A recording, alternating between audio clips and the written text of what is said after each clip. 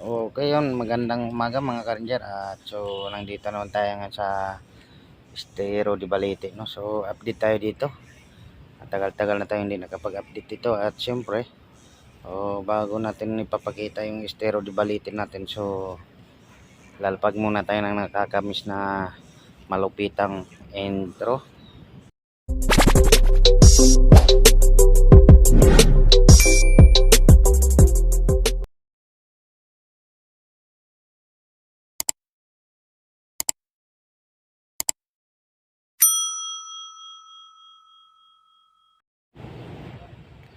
Okay, so ito nga yung kalagayan ng ating Estero de Balete mga ka-ranger.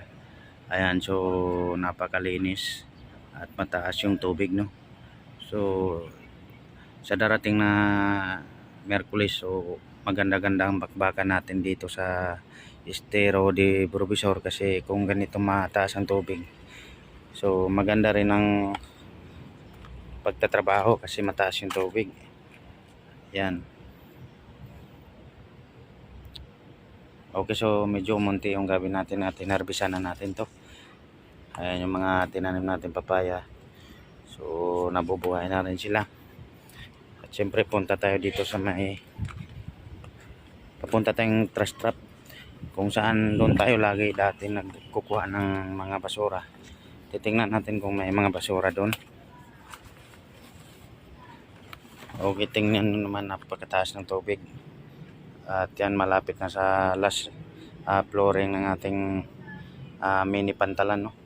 At yung ano natin, yung balsa natin, no? May tubig at mamaya alisan natin yan. Okay, so yun, napakalinis at may kunting mga basura-basura lang dito sa gilid. So kukunin na naman natin yan agad kasi para hindi na dumami pa. Okay, so standby at pupunta tayo sa may trash trap. Jenner Arcade TV.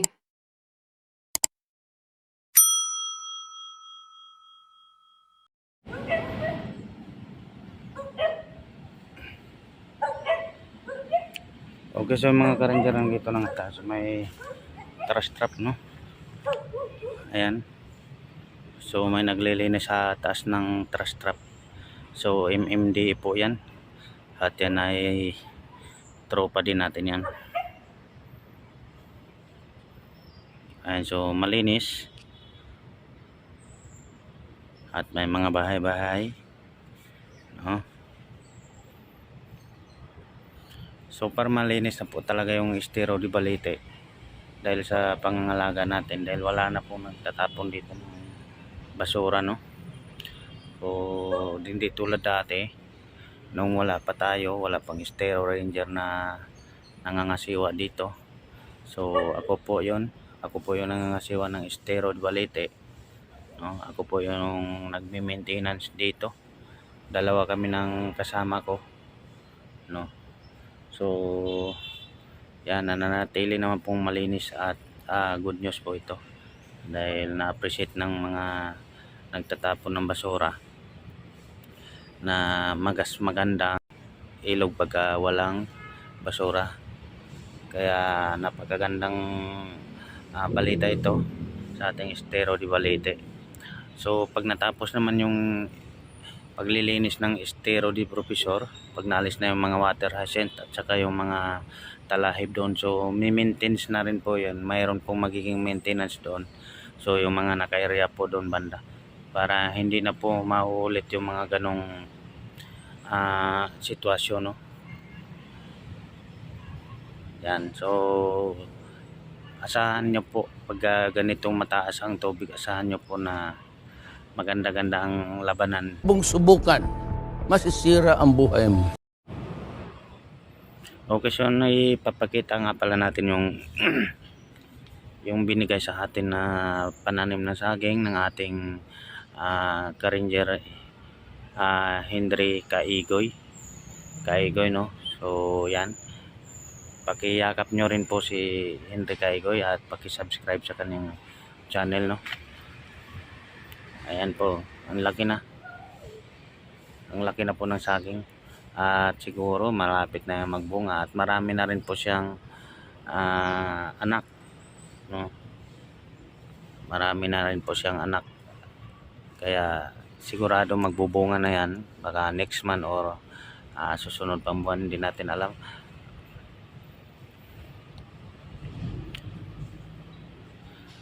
Okay, so yun po muna ang kalagayan ng ating estero di Balete. Okay, so yung mga ka-rangers, hugasan muna natin yung ano natin, balsa, at pipinturahan na naman natin ulit to.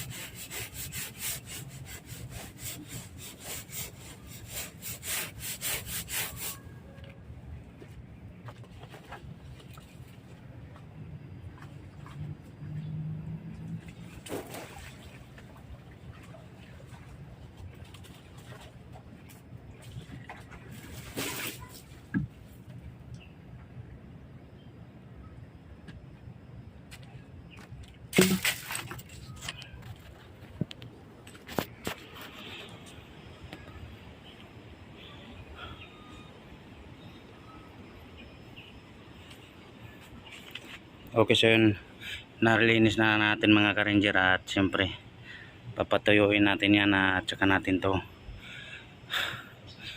kakahingal saka natin to pipinturahan, no? Ayan, kasi medyo pangit na.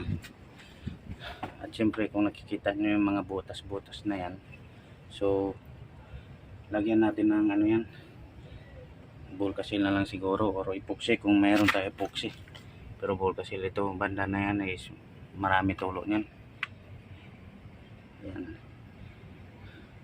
Okay, so yun lang po muna ang update ng ating steroid quality.